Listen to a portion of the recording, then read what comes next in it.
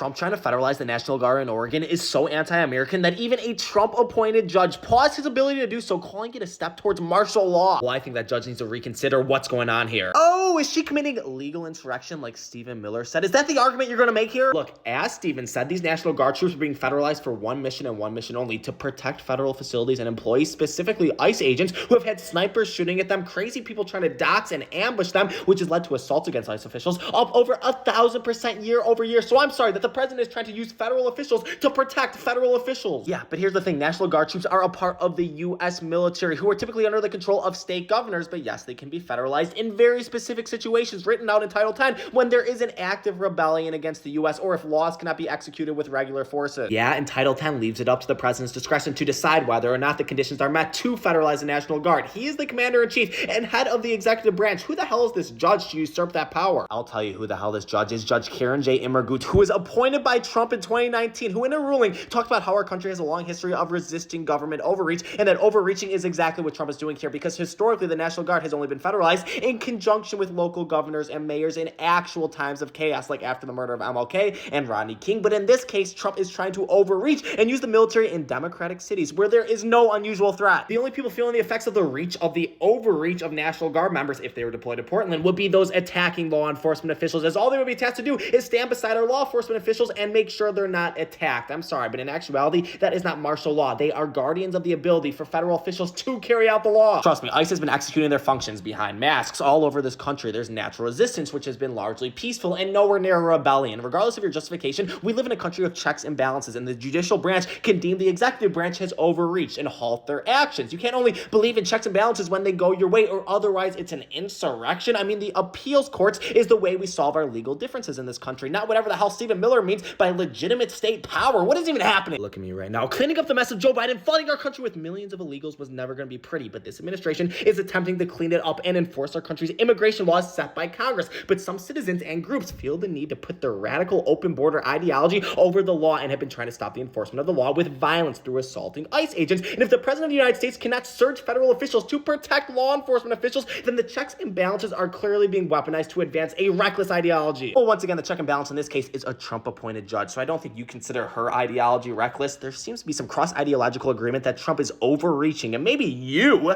Cal, need to reconsider your position and not just blindly support the military in our streets because Trump does. I support a thing called law and order, and you can't have that without the safety of law enforcement officials, and that's all that was being ensured here. And all that the judge is ensuring here is that the Constitution is being followed. Okay, I think we're done here. I've been done with your ass. How rude.